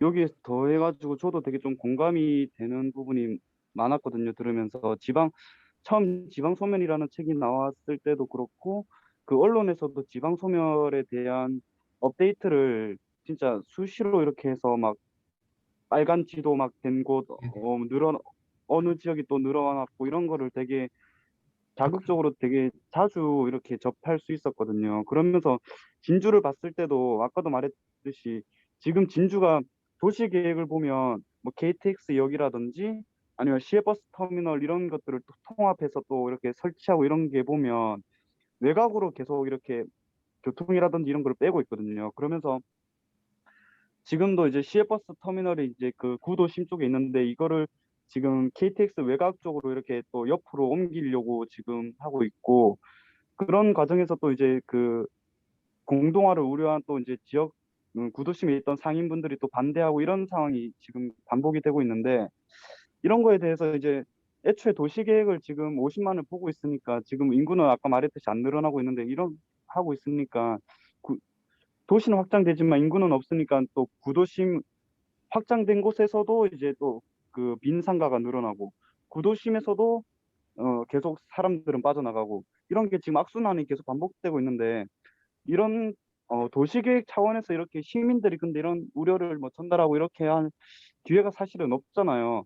도시계획이 발표되고 여기 개발할 거다 했을 때 이제 사람들이 그때 반대를 하는 거고 그러니까 네. 큰 틀에서 이렇게 도시계획을 어, 차원에서 이렇게 할 때 좀 주민들이 참여할 수 있는 이런 기회가 없는데 어떻게 이렇게 좀 네, 주민들이 이런 안을 내고 이렇게 좀 상생할 수 있는 뭐 그런 거를 만들 수 있을까요? 이렇게 애초에 뭐 지도 시장이나 이런 분들이 애초에는 진짜 장밋빛만 뭐 공략하고 하니까 이렇게 좀 처음에는 현혹돼서 뽑지만 나중에는 이런 피해는 현재 살고 있는 주민들이 다 보는데 애초에 이런 거를 좀 줄일 수 있는 그런 건 없을까요?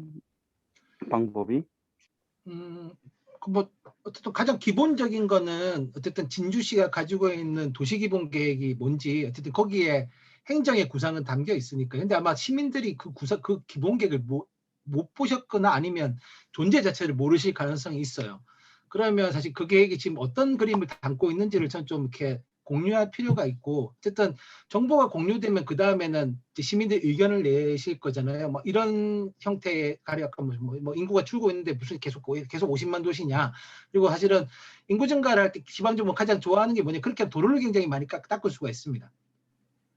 사실 이 도로가 또 보면 다 이해관계에 얽혀 있는 거기 때문에 그래서 이런 도시계획이 결국 중요한 게 아니라 결국 살고 있는 사람 중심으로 어떻게 도시계획을 만들 거냐에 대한 고민은 어쨌든 저는 행정이 가지고 있는 정보를 공유하고 그다음에 그것들에 따라서 또 보면 뭐 도시계획에 따라서 한국은 예산이나 재정 같은 것들을 분배하게 돼 있는 거죠. 그러니까 뭐 중기지방재정 같은 것도 5년짜리 계획도 결국은 뭐 사실 한국에서 되게 시민이 되게 힘든 나라라고 저는 생각하는데요.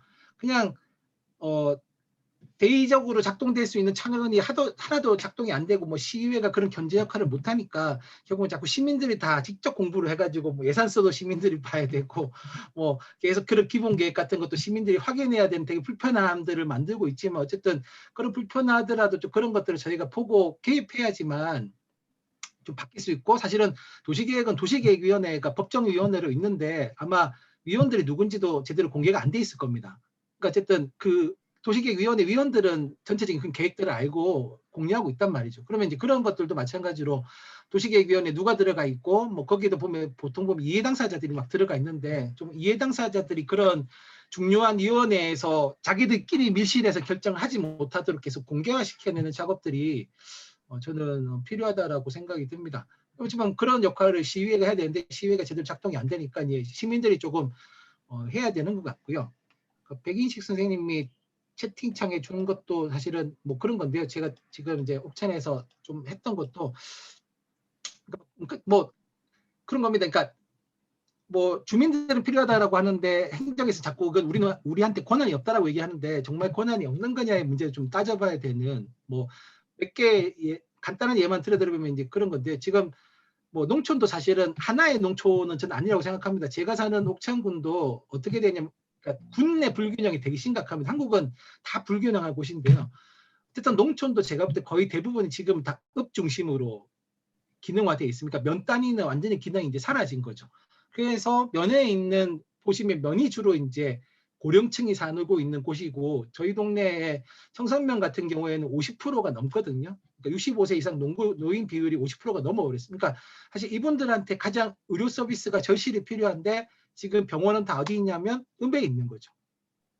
그래서 계속 어르신들이 이제 불편한 진짜 하루에 잘 많이 안 다니는 대중교통을 타고 읍에 와서 치료받고 돌아가면 그냥 하루가 다 지나가는 그런 형태로 되어 있는데 사실은 면마다 뭐가 있냐면 보건진료소라고 해서 그러니까 좀 그러니까 보건소는 보건복지부 산하지만 이 보건진료소는 지방자치단체가 관할하는 곳인데 이런 곳들이 거의 지금은 유명무실하게 되어 있는데 사실은 보건진료소만 제대로 기능을 하더라도 그 어르신들이 굳이 읍으로까지 와가지고 할 필요가 없는데 지금은 그 기능을 아예 못하는 거죠. 뭐 공무원들이 좀 그런 것들을 제대로 마련하라 그러면 예산이 부족하다 이런 얘기만 계속하고 그래서 실제로 좀 주민들의 삶에 와닿는 정책들을 그러니까 지금 살고 있는 뭐 미래 우리 동네로 이사 올 사람들이 아니라 지금 살고 있는 사람들의 삶의 질을 높일 수 있는 되게 다양한 형태의 정책들이 있는데 사실은 그런 정책들에 대해서는 하나도 진도가 안 나가고 어떤 면에서는 계속 일종의 돈 되는 사업들, 중앙정부의 돈을 따올 수 있는 사업들 그런 것 중심으로 지역에서 계속 논의가 되고 있는 거죠.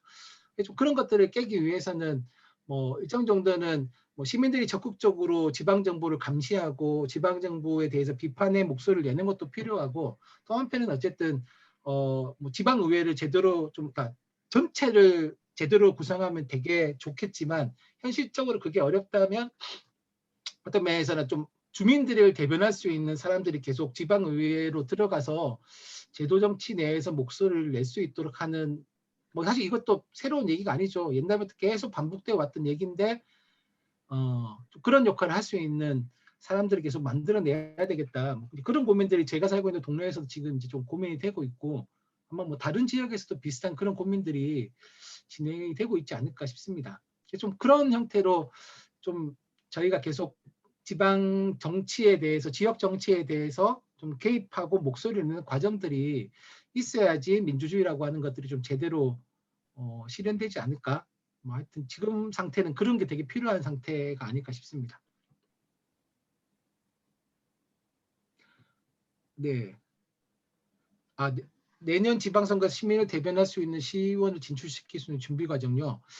아니 뭐 그거는 진주가치가 잘 되면 진주가치 같은 어쨌든 그러니까 이게 의원 한 명을 만드는 게 전 중요한 게 아니라 그 한 명의 의원이 들어가서 일을 제대로 하려면 그냥 의원의 개인 플레이를 하는 게 아니라 그 의원과 같이 정치를 할 수 있는 조직이 좀 필요하다라고 생각을 합니다. 왜냐하면 그러니까 사실은 표결로 다 가버리면 한 명이 할 수 있는 건 되게 제약돼 있다고 생각이 들고 결국은 한 명의 의원이 그냥 1인 1표로 끝나는 게 아니라 이 의원이 굉장히 많은 시민들을 대변하고 있다라고 하는 생각을 해야지 이 되게 기존에 있던 기존 권력들이 조금 이렇게 압박을 받을 텐데 사실은 그런 힘들이 계속 보여주지 않으면 저는 한 명의 의원이 할 수 있는 게 되게 제한돼 있다고 생각을 하거든요. 사실은 시의원을 만드는 것도 되게 힘들지만 저는 그 어렵게 만들어진 시의원이 제 역할을 할 수 있도록 이 사람과 굉장히 밀착돼서 움직이는 전 조직이 필요하다고 생각합니다. 이상하게 한국은 되게 어렵게 누군가를 당선시키고 나면 이제 우리가 계속 같이 일을 하면 뭔가 약간 결탁처럼 보인다라고 하는 생각들 때문에 약간 당선되고 나면 이제 이 사람과 같이 했던 조직이 약간 거리가 멀어지는 현상이 생기는데요. 전 그게 아니라 반대로 당선되고 나면 오히려 더 되게 밀착돼서 지역 정치인과 지역에 있는 단체가 움직여야 된다고 생각합니다. 왜냐하면 그 봐야 될 자료의 양도 되게 방대하고요. 그다음에 어쨌든 이 아까 말씀드린 대로 한 명의 의원이 아니라 좀 이 사람이 되게 많은 시민을 대변하고 있다라고 하는 판단이 들어야지만 다른 의원들도 정치적인 판단을 하기 때문에 그런 힘들을 전 계속 조직하는 게 그러니까 그 단체 내부의 힘을 계속 축적해 나가는 과정이 되게 필요하다라고 생각을 합니다. 사실 그래서 저는 진주같이 정도 이렇게 좀 역사도 되고 한 조직이 좀 그런 멋있는 모습을 보여주시면 좋지 않을까 그런 생각도 들기도 합니다.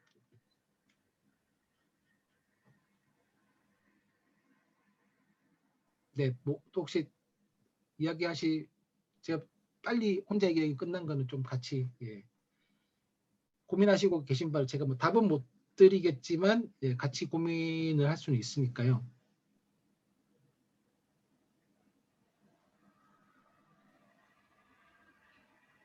예, 그 좋은 말씀 잘 들었습니다. 감사합니다. 네. 지방소멸론과 반대편에서 지방회생론에 대해서 네. 소개해 주셔서 너무 감사한데 혹시 좋은 어떤 삶이나 좋은 일자리 창출 네. 뭐 이런 걸 말씀을 해주셨고 그런 것에 대한 국내외에 뭐 좋은 어떤 그런 본보기들이나 이런 것들이 있을지 좀 궁금합니다. 본보기요. 글쎄 뭐 지방을 회생한 좋은 본보기. 근데 사실은 이 유스케 얘기는 그러니까 이게 회생인데 이게 뭐 과거와 같은 규모로 다시 돌아가다는 얘기라고 조금 다른 측면이거든요. 그러니까 뭐 유스케 책에도 보면 아주 구체적으로 그래서 지방 회생이 성공한 사례는 여기다 이렇게 얘기는 안 되어 있고요.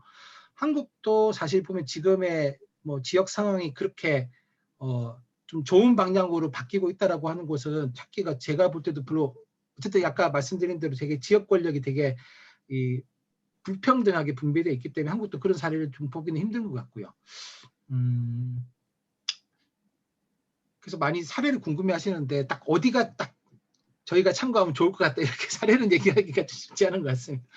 근데 어쨌든 유스케 얘기는 그러니까 뭐 그런 건데요. 그러니까 어쨌든 저는 농촌이 유지가 되려면 결국은 농업으로 그러니까 생활할 수 있는 기반이 마련돼야 되는 거고 뭐 그래서 저는 뭐 농민 기본 소득이든 뭐 농민 기본 수당이든 그러니까 형태로 되는 것도 맞지만 결국은 어쨌든 이 사람들이 농촌이라고 하는 것을 그냥 도시와 대비적으로 특별한 지역 되게 뭔가 내가 뭐 결의해서 기촌기농하는 지역이 아니라 그냥 도시로 이사 가듯이 뭐 충분히 거기도 살만한 지역이라고 해서 이제 이동할 수 있는 뭔가 삶의 기반이 되면은 저는 그렇게 이동할 텐데 지금 그게 아니라 아주 결의에 차서 이렇게 결의를 해야지만 갈 수 있는 곳으로 되게 이제 되고 있는 게 저는 되게 문제라고 생각을 하는데요. 그러니까 좀 그렇지 않은 형태로 좀 저희가 그러니까 어떤 뭐 물질적으로 뭔가를 바꾸는 게 아니라 좀 저는 어떤 가치적인 면에서라도 좀 저희가 내가 살고 있는 지역을 좀 다르게 이해하고 접근하는 게 좀 필요하지 않을까. 사례는 제가 조금 더 고민해봐가지고 혹시 좋은 게 보이면 나중에라도 제가 전해드리겠습니다. 네.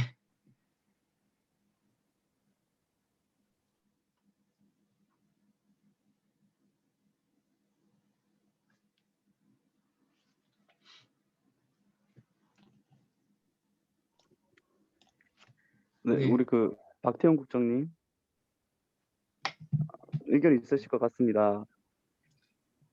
없는데 네, 잘 듣고 있습니다. 네, 뭔가 어쨌든 그 아까 이정 선생님 오셔가지고 저희가 운영위 때 그 이야기를 했거든요. 진주 2050 계획에 대해서 그 50만 계획에 대해서 이런 이야기를 하면서 그래서 이렇게 들으면서 진주시에서 계획 세우는 걸 좀 읽어보고 있는데, 근데 막상 하면서도 이렇게 뭐 질문은 아닌 것 같은데 그냥 관성적으로 계속 하다 보니까 이런 점들에 대해서 잘 눈여겨보지 않게 되고, 실제로 시에서 어떤 생각과 의도를 가지고 하고 있는지 뭐 이런 것들을 좀 놓치게 되는데, 네, 얘기 들으면서 좀 더 관심을 가지게 되는 것 같습니다. 잘 듣고 있습니다.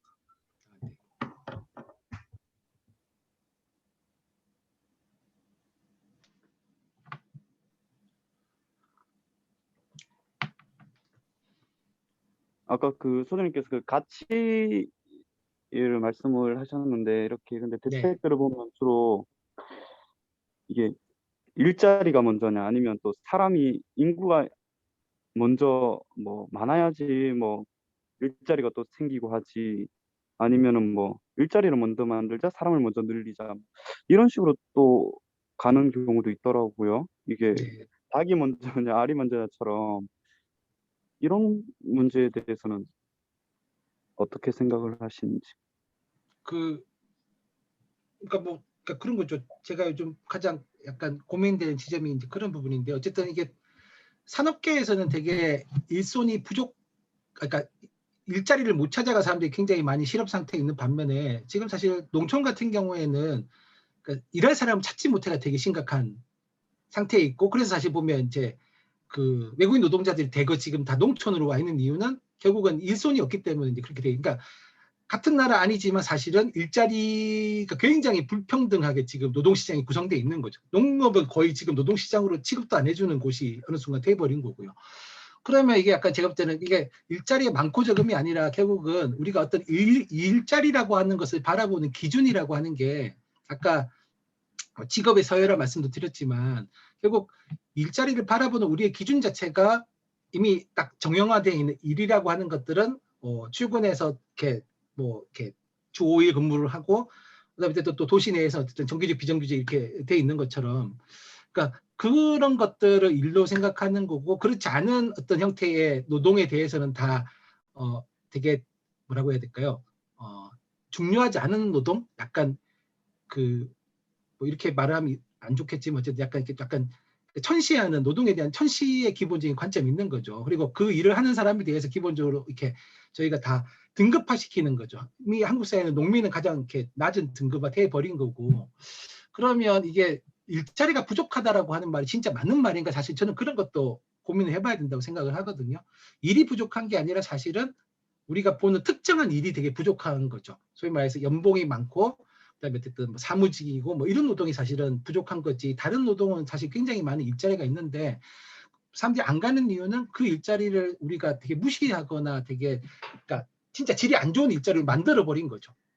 뭐 제가 볼 때 청소 노동 이런 것도 굉장히 중요한 일들인데, 그건 굉장히 싼 임금으로 사람을 고용해도 되는 노동처럼 저희가 해버렸기 때문에 그런 노동에서 계속 사람들이 이제 빠지는 거고요. 그래서 저는 일자리의 수가 아니라 결국 우리 지역 내에 있는 일자리들이 제대로 대우를 받고 진짜 누구라도 그 일자리를 통해 가지고 자기 생계를 정당하게 이어갈 수 있다라면은 이게 숫자의 문제로는 안 될 테고, 뭐 가령 저희가 지금 코로나 상황을 겪고 있는데, 사실 코로나 상황 되고 난 뒤에 굉장히 또, 그러니까 어쨌든 이게 가가호에, 그러니까 특히 고인, 뭐 독거 노인이나 1인 가구 같은 경우에는 어쨌든 공공 서비스가 이제는 이 사람들이 과거에는 주로 다 거점으로 오라는 방식이 이제는 거점으로 오는 게 아니라 직접 가가호 방문해 가지고 이 사람들의 상태를 이제 확인해야 되는 형태로 공공 서비스들이 바뀌어가고 있는데, 사실 그것도 생각해 보시면 공적인 일자리인데 대우가 되게 안 좋거든요.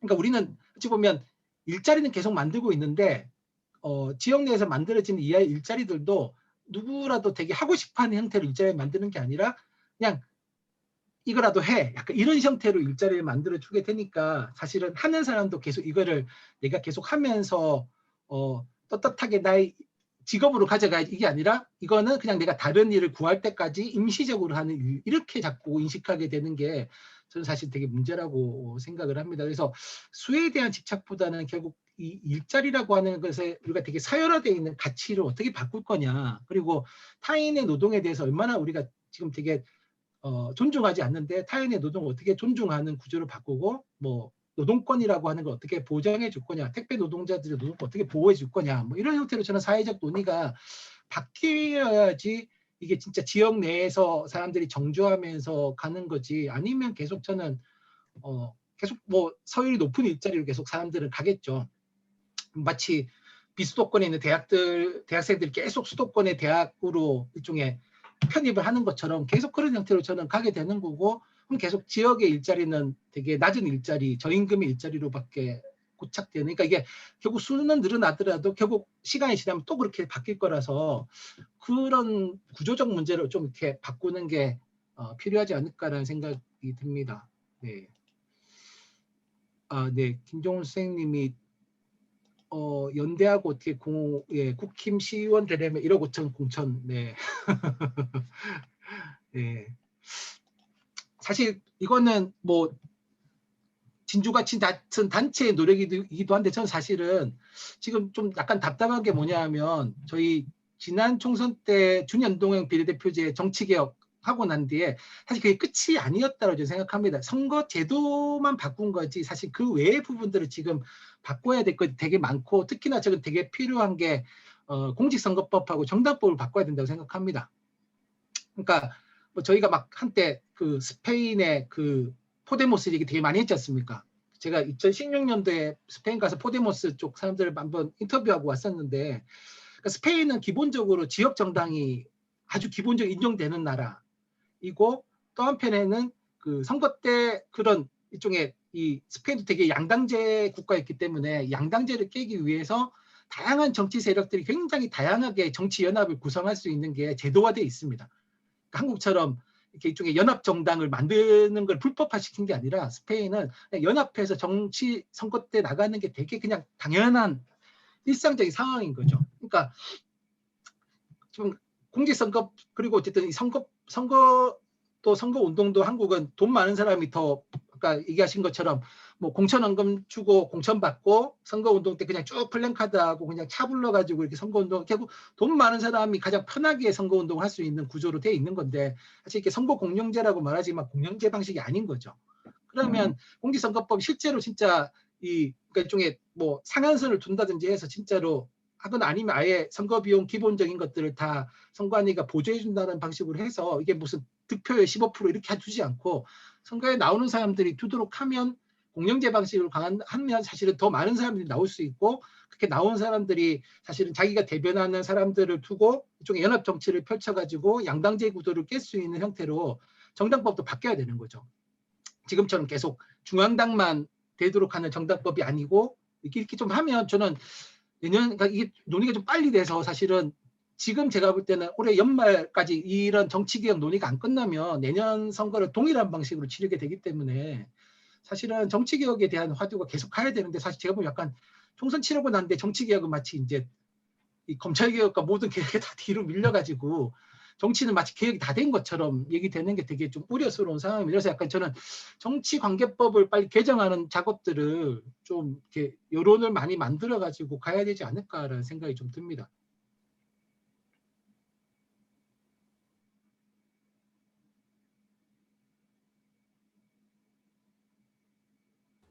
네, 감사합니다. 네. 아까 어쨌든 양질의 일자리 이런 이야기들이 계속 나왔었잖아요. 근데 네. 들으면서 어쨌든 그렇게 뭐 같은 일자리라도 지방에 있는 것들은 더 아래의 것들로 여겨지고 이런 것들이 있는 것도 사실이지만, 실제로 그냥 지역에 있는 일자리들이 질이 낮은 것도 사실이잖아요. 그러니까 뭔가 예를 들어서 진주 같은 경우에는 어떤 큰 단위 산업이 사실상 없는 도시고, 뭐 네. 커다란 규모의 제조업 공장도 거의 없는 도시인데, 그렇다 보니까 뭐 공단들도 대부분 소규모의 공장들 그리고 기업들로 이루어져 있고, 뭐 흔히 약간 제 또래 세대들이 말하는 젖소라고 부르는 뭐 이런 그 안 좋은 일자리라고 여겨지는 것들이 대부분인데요. 근데 네. 그렇다면 어쨌든 간에 제가 생각하기에도 이런 그 일자리 안에서도 사람들이 실제 그곳을 자기가 잠깐 머무르는 공간이 아니라 살아갈 곳을 인식을 하고 계속 일하고, 거기서 더 나은 좀 지역사회에서의 삶을 살아가기 위해서 하는 과정들이 필요한 것 같은데, 좀 지역 안에서 그런 것들을 어떤 진주가치 같은 단체 입장에서 어떤 요구들을 할 수 있을지 사실은 감이 안 오기는 하거든요. 아까 말했던 어떤 부당한 노동 환경 아니면 노동권이 보장되지 않는 부분 이런 것들을 좀 지자체 안에서 어떤 작은 해결이라도 모색할 수 있는 그런 대안들이 실제로 있는 건지 아니면은 잘 몰라서 언급 안 했지만 그런 농촌의 일자리 부족 문제도 사실 진주에도 꽤 많은 농촌 그 농가들이 있고 농민들이 있는데 좀 그런 것들을 어떻게 해결할 수 있는지 좀 그게 좀 전국적인 차원에서 담론화돼서 네. 가능한 건 말고 지역 안에서 어떤 요구할 수 있는 주제들이 있을까요? 뭐 후자 같은 경우에 뭐 가령 어쨌든 뭐 경기도 같은 경우도 지금 보면 어쨌든 농민수당 같은 것들은 자치단체 차원에서 결정돼서 갈 수 있는 부분들이고 물론 이제 재정이 어느 정도 될 거냐를 볼 수 있는데 제가 볼 때 한국에 재정이 부족한 지방자치단체는 없는 것 같아요. 그러니까 제가 사는 왜냐하면 진주시가 지금 1년에 예산이 어느 정도 되죠? 조 단위가 넘겠죠? 1조가 넘을 것 같은데. 네. 그럼 예, 사실은 1조 넘습니다. 네. 1조 넘으면 사실은 제가 볼 때 1조 정도의 재원으로 못하는 일은 별로 없다고 생각을 하거든요. 근데 사실 1조를 딴 데 다 쓰려고 지금 잡아놓으니까 이제 돈을 못 쓰는 거죠. 그러니까 사실은 뭐 농민수당도 가능하고 아까 말씀하신 것처럼 이게 왜 지역의 일자리가 낮으냐면 어떤 면 제가 뭐랑 그게 연관이 있냐면 그냥 문제를 제기할 수 있는 힘이 지역에 없다라는 거거든요. 근데 가령 지방자치단체가 지역의 노동권을 보장하겠다라고 하면 저는 방식은 여러 가지 될 수 있을 텐데요. 하나는 어쨌든 지역에 아까 말씀하신 대로 지금 수도권과 비수도권 임금 격차가 계속 벌어지고 있으니까 그러면 일정 정도는 뭐 쪽에 생활임금 조례 같은 걸 만들어서 진주에 있는 일자리 같은 경우에는 최저임금이 아니라 일종의 생활할 수 있는 일자리를 보조해 주는 것들을 지방자치단체가 고민할 수도 있고요. 또 직접적으로 자기들이 그런 것들을 보존해주기 힘들다면 가령 뭐 노동인권센터 같은 것들을 진주시가 만들어서 운영하면서 어쨌든 뭐 부당고용 행위라든지 어쨌든 부당한 대우를 받는 사람들이 실제로 그런 이 개선의 과정을 통해 가지고 자기 권리를 찾을 수 있도록 하면 사실은 제가 볼 때는 지역의 일자리가 조금씩 질이 높아지겠죠. 왜냐하면 사람을 함부로 자르거나 아니면 최저임금도 안 지키고 사실 뭐 주유소 이런 거 사실 다 뭐 계약서 제대로 안 하고 일을 하는 게 너무 일반화돼 있는데 이제 진주시에서는 그런 중에 부당 노동 행위는 다 금지될 거고 뭐 사실 이런 거 되면 어쨌든 벌금도 내야 되니까 사람들이 그러면 이제 노동의 질이 조금씩 높아지겠죠. 그리고 어쨌든 뭐 지자체가 생활임금도 주고 이렇게 하면 이제 그렇게 하면 제가 볼 때는 지방 정부가 사실은 지역 경제, 지역 노동 시장에 개입할 수 있는 방법이 있는데 지금은 안 하는 거죠. 왜냐하면 이게 자기들한테 별로 표가 안 될 거고 뭐 어쨌든 또 지역에 있는 기업이나 이 자영업자나 소상공인들은 다 사실은 보면 어쨌든 이렇게 다 특히 직능단체도 되게 영향력이 있으니까 지역 정치에서요. 그러니까 이제 그렇게 하다 보니까 이제 그런 걸 안 하게 되는 거죠. 근데 잠깐 저는 지방 정부가 의욕적으로 그렇게 개입하려고 한다면 저는 직간접적으로 일자리의 질을 높일 수 있는 방법들은 이미 저는 이미 여러 개가 있다라고 생각을 합니다. 다만 안 할 뿐인 거죠. 그리고 그런 목소리를 전달할 정치인들이 없는 게 문제가 아닐까 싶은 생각이 듭니다.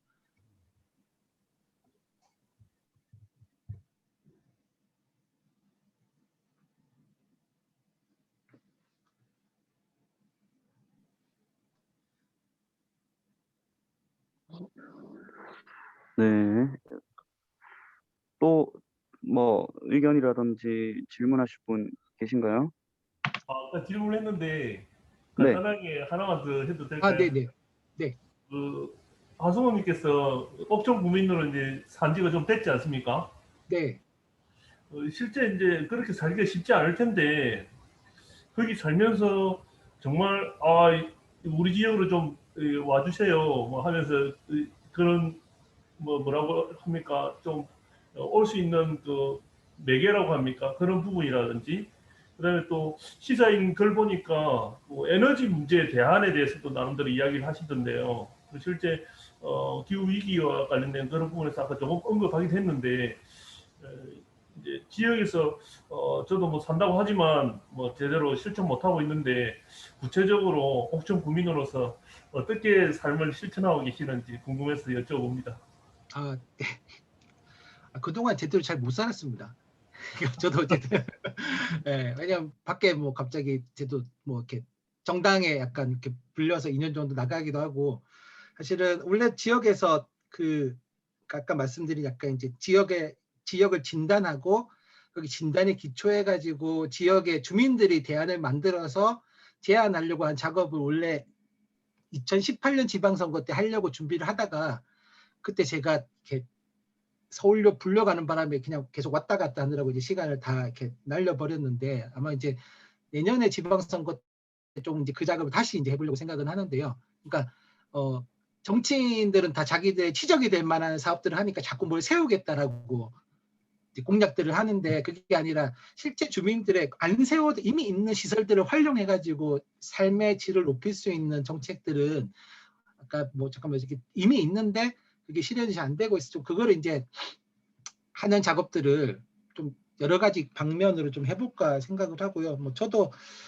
뭐 사실은 이 지역에서 되게 여러 가지 고민을 하다 보면 이제 만나는 분들이 그러니까 어느 지역이나 비슷할 것 같은데 옥천도 만나다 보면 이렇게 만날 수 있는 분들이 비슷한 거는 약간 한 줌에 이게 조금씩 늘어나야 되는데 어떤 면에서 여기도 약간씩 이제 그렇게 만날 수 있는 분들만 이제 만나가지고 얘기를 하다 보니까 좀 이제 이렇게 규모가 작아진 건 있고요. 근데 약간 저는 지역에 약간 옥천은 잠재력이 예전에 여기는 그 불법으로 지역당도 만들어 보셨고 뭐 풀뿌리 옥천당이라고 하는 걸 만들어서 선거에 나갔다가 나중에 벌금 받고 그러셨거든요. 근데 어쨌든 그걸 하셨던 분 그래서 약간 지역이 이제 이런 정치에 대해서 약간 이렇게 벌금을 계속 맞으면서 이렇게 다운돼 있었는데 내년도에 이제 지방선거 때 또 농민의 한 분이 나가신다고 결의를 하셔가지고 약간 또 이제 이걸 어떻게 계기로 삼아가지고 사건을 만들어 볼까? 약간 이런 고민들을 제가 지금 좀 하고 있습니다. 네, 그래서 뭐 제대로 살려면 좀 더 살아봐야지 될 것 같고요. 그렇습니다.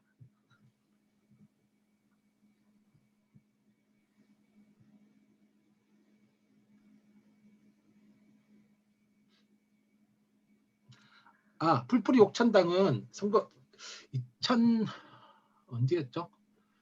민선 5기인가 6기 때 했는데요. 바로 정당법에 의해서 지속이 불가능합니다. 이 서울에 중앙당을 두지 않은 정당은 한국에서 존재할 수가 없기 때문에 그때 바로 선거 끝나자마자 바로 선관위한테 벌금 받고 또 당선이 되시면 좋겠지만 당선도 안 되셔가지고 이제 뿔뿔이 흩어지셨죠. 뿔뿔이 흩어지셨고 이제 그분들이 다시 요즘 다시 좀 최근에 다시 뭉쳐지고 있는 상황이라고 볼 수가 있습니다. 그러면 그분들이 뭔가 여전히 이렇게 지역 정당이라는 지향을 가지고 움직이고 계신가요, 조직으로? 아니요. 뭐 일단 한번 벌금을 세게 맞으셨기 때문에 지역 정당 이렇게 고민을 하시는데 이걸 다시 시도해보자 이런 고민 이렇게 얘기는 못 하시는 것 같고 그래서 지금 보면 어쨌든 이렇게 뭐 이렇게 진보당이나 이런 쪽으로 계속 이제 정의당 이런 쪽으로 가시는 이유가 어쨌든 뭐 그 정당법이 안 바뀐 상황에서 불법으로 또 다시 뭘 하기에는 힘드시니까 이제 약간 이제 한데 고민을 계속 하시죠. 아마 제가 볼 때 정당법만 바뀌면 새롭게 좀 할 수 있을 텐데 뭐 지금 계속 이 기존의 정치 관계 법들이 자꾸 제약을 주고 있어가지고 좀 여러 고민들이 좀 있습니다.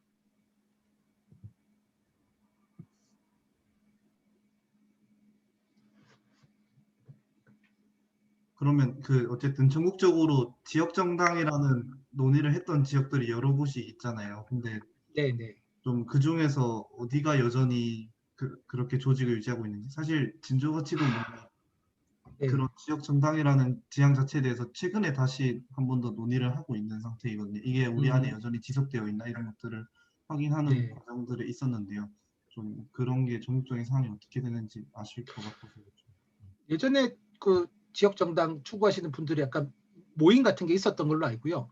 거기에 마포, 과천 뭐 이런 분들이 같이 오신 걸로 알고 근데 다들 상황이 별로 안 좋으신 것 같아요. 과천도 약간 그 과천 풀뿌리라고 한 조직이 약간 무너진 상태고요. 마포도 사실은 별로 왜냐하면 어쨌든 이게 실정법적인 한계를 의지적으로 넘어선다라고 하는 게 사실은 쉽지 않은 거죠. 그러니까 이건 제가 볼 때는 이거는 국회에서 제도적으로 풀어줘야지 되는 문제인데 너무 이런 문제에 대해서 관심이 없고 그게 좀 약간 지금 답답한 상황인 것 같습니다.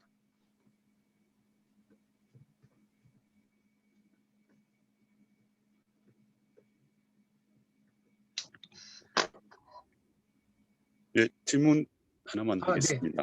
오랜만에 뵙습니다. 진주같이 하지노라고요. 저도 이 네. 책을 읽었는데 네. 지금 지역의 상황은 대부분 보면 마찬징도 그렇고 제가 또 마산 출신이라서 그 내용을 잘 알고 있는데 네. 창원 빼고는 지금 다 나머지는 그렇죠. 네. 불평등하게 가고 있거든요. 불평등하게 가고 있고 아파트 값은 오르고 삶의 질은 조금 이제 떨어지고 있는 수준인 것 같고 근데 지금 모든 어떤 경남도 그렇고 지금 대부분 좀 광역화 추세로 가고 있거든요. 네. 진주도 지금 사실은 뭐 사천하고 합치자는 말들이 계속 나오고 있고 근데 이게 어찌 보면 정치 세력의 어떤 문제가 아닌 것 같습니다. 어떻게든 좀 아까 이야기한 것처럼 소멸을 이야기하다 보니까 그거를 살리기 위해서 점점 광역화되는 추세로 가고 있는데 근데 좀 국가적으로도 이걸 좀 밀어주고 있다는 느낌이 많이 들거든요. 네. 이게 과연 우리 풀뿌리에서 할 수 있는 일들인지 국가적으로 이걸 좀 풀뿌리나 안 그러면 좀 광역화를 좀 막는 행위들이 좀 있어야 되는데 국가적으로는 이 부분에 있어 가지고는 어떤 지향하는 게 과연 있을까? 예를 들면 옥천 이렇게 조금 더 세분화시켜서 그 지역에서 조금 더 지방자치 주민들이 어떤 활동하는 공간들이 좀 늘어날 수 있는 환경들을 만들어 주려고 하고 있는 어떤 의지가 있는지 그런 부분에 대해서 조금 궁금합니다. 네. 예. 네. 뭐 중앙정부는 그런 의지가 별로 없는 것 같습니다. 왜냐하면 민주당 내에서 이게 메가시티가 지금 다 나왔거든요. 그러니까 경남권만 있는 게 아니라 사실은 뭐 제가 사는 지금 충북이랑 대전이랑 이렇게 세종이랑 합쳐가지고 메가시티 만든 이런 얘기가 나오고 있고, 그러니까 근데 이 얘기의 배경이 다 사실은 중앙정치, 그러니까 이 유스케가 비판하듯이 사실은 약간 새로운 토건 전략처럼 이제 그러니까 지방 소멸이라고 하는 이 위기감을 자극해서 사실 계속 사람들을 거점화시키면서 이제 약간 새로운 토건 시설을 만드는 형태로 하고 있고요. 그래서 중앙정치에 기대하기는 되게 힘들다는 저는 생각을 하고 아마 이게 내년 대선이랑 연관돼 있어서 더 심할 것 같은데요. 그러면 이제 고민은 그러면 풀뿌리 지역 단위에서는 뭘 준비해야 되냐. 이미 다 지금 광역자치단체 중심으로 개발 전략이 가고 있는데 그러면 지역에서는 뭘 준비하냐라고 하면 저는 뭐 어쨌든 뭐 광역을 견제한다라고 하는 건 사실은 쉽지 않은 거고 두 가지 정도 경로가 있을 것 같은데요. 하나는 어쨌든 지금 주민자치회 어쨌든 지방선거법 전부 개정안에서 이제 주민자치회 조항은 빠졌는데 어쨌든 법률적인 개정안은 빠졌지만 주민자치회를 강화시키는 방향으로 가야 된다라고 하는 건 기본적인 행안부 입장 중에 하나이기 때문에 어쨌든 좀 주민자치회에 적극적으로 개입할 수 있는 어쨌든 그러니까 공식적으로 권한을 계속 가질 수 있는 곳은 주민자치회 쪽으로 갈 거기 때문에 주민자치회가 운영되는데 좀 어떤 식으로 지역 내에서 좀 결합할 건가에 대한 방법 변화 필요한 것 같고요. 또 하나는 사실은 왜 지역에 사시는 분들이 그런 그 메가시티 전략에 되게 흔들리냐면 그러니까 위기감도 있지만 그 위기에 대한 대응을 할 수 있는 전략이 그것밖에 들어온 게 없어서 그렇기도 하거든요. 왜 가덕도 신공항을 사람들이 찬성할까 따져보면 결국 그걸 해야지 살 수 있을 거라 생각하기 때문에 그렇게 생각하도록 학습을 계속 받는 거죠. 언론과 이런 곳에서. 그럼 좀 그거와 다른 이야기, 다른 식의 가능성이 존재한다라고 하는 것들에 대한 이야기를 들으면 이게 판단을 할 수가 있을 텐데 한국은 지금 다른 가능성 선택지는 전혀 안 제시한 채 이제 계속 한 방향으로만 이야기를 하는 거예요. 그런 점에서 약간 저는 뭐 어쨌든 진주는 뭐 단지 뉴스도 있고 뭐 진주가치도 있고 하니까 약간 지역에 대한 다른 그림을 저는 보여주는 작업들이 좀 필요하다는 생각을 합니다. 그러니까 옥천도 제가 볼 때 주민들이 그나마 조금 약간 버틸 수 있는 건 뭐냐면 여기는 이렇게 그 안남면 같은 경우에 지역 주민들이 직접 그러니까 행정이 아니라 주민들이 중심이 돼서 이렇게 지역 발전 전략을 짜본 경험이 있고 그게 완벽하게 성공은 못했어도 우리가 그리는 그 계획이 반영된 그림이라고 하는 게 나와본 적이 있으니까 주민들은 계속 행정이 일방적으로 요구하는 이게 안 따라가고 싶어 하거든요. 왜냐하면 야 그거 안 해도 이런 식으로 할 수 있을 텐데 왜 자꾸 너희는 이 안은 얘기 안 하고 이것만 얘기하냐라고 이제 반론을 제기할 수 있는데 그게 없는 곳에서는 사실은 얘기하기 되게 힘든 거죠. 그래서 저는 약간은 아까 또 얘기 드렸지만 좀 이렇게 기초 단위에서 우리 지역이 어떤 방향으로 주민들이 좀 살기 좋은 그러니까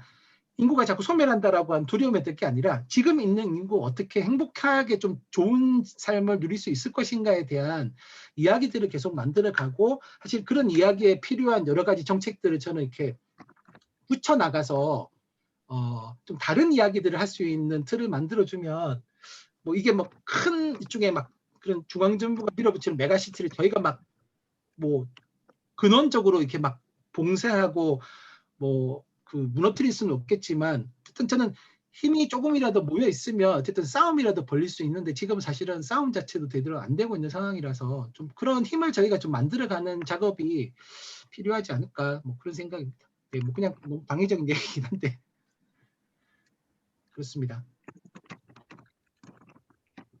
네, 잘 들었습니다.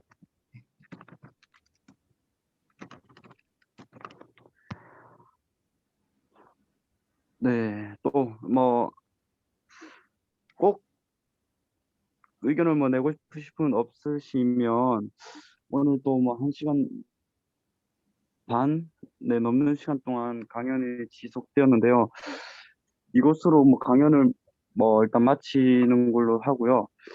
그 오늘 뭐 또 강연을 통해서 좀 더 나은 지역의 삶을 위해서 이제 다양한 이야기를 들을 수 있었고 그 지역을 위한 이제 진주가치의 역할에 대해서도 다시 한번 또 생각해 볼 수 있는 이제 귀한 시간이 된 것 같은데요. 질의응답 과정을 통해서 이렇게 듣다 보니까 다음번에는 이제 지역 정치에 관련된 주제로 한 번 더 우리 또 소장님을 또 만나 뵈면 어떨까라는 또 생각을 하게 되었습니다. 그러면 우리 또 소장님 또 오늘 또 어떠셨는지 한번 또 소감 듣고 저희는 이제 다음 강연에 대해서 이제 소개를 하고 마치는 걸로 하겠습니다. 네. 네, 뭐 그러니까 진주가치라고 하는 전 조직이 있는 게 이게 있고 없고 되게 큰 차이를 낳는 것 같고요. 그러니까 약간은 뭐냐면 이게 요즘은 지역 진주만이 아니라 약간 다른 쪽 지역도 약간 어떤 거냐 느낌이 있냐면, 그러니까 예전에 비해서 되게 지역에 있는 단체의 힘이 약간 위축돼 있다는 느낌을 받거든요. 근데 이 위축이 단체 내부적인 문제가 아니라 제가 볼 때는 약간 외부적인, 그러니까 외부 환경이 너무 안 변하면서 이게 발생하게 되는 약간 시민들이 그래서 약간 비관적 전망에 어차피 해봤자 안 바뀌더라 약간 이런 비관적 전망에 많이 사로잡히시는데 좀 그거를 깰 수 있는 좀 약간 으쌰으쌰가 필요한 것 같습니다. 그러니까 사실 제가 페이스북이나 이런 걸 통해 가지고 진주가치의 활약상을 이렇게 보고 있는데 좀 그게 약간 많은 시민들하고 좀 그런 느낌이 공유되면 좋지 않을까? 그러니까 이 내부의 이야기들이 좀 이렇게 밖과 좀 적극적으로 소통되는 과정 같은 게 좀 있으면 더 좋지 않을까라는 생각이 들고, 어쨌든 좀 내년에 지방선거 저는 되게 중요하게 생각을 하는데요. 내년에 지방선거에도 좀 어쨌든 좀 진주가치가 나름의 고민을 담는 활동들을 잘 기획하셔서 진행하면 좋겠다. 예, 그런 생각입니다. 혹시 뭐 같이 기회가 되면 또 얼굴 뵙고 얘기 나누면 더 좋을 것 같기도 합니다. 네, 고맙습니다. 네, 감사합니다. 다음번에 또 강의 좋은 잘 또 들었습니다.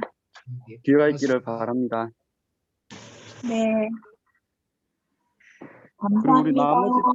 고맙습니다. 나머지 또 우리 또 참여자분들은 7월 1일 날 저희가 이제 더 나은 진주 이제 우리 동네 문제 해결을 위해서 저희가 이제 반상회를 기획을 하고 있는데, 그 반상회의 이제 뭐 OT 형식으로 저희가 한번 진행을 하려고 하거든요.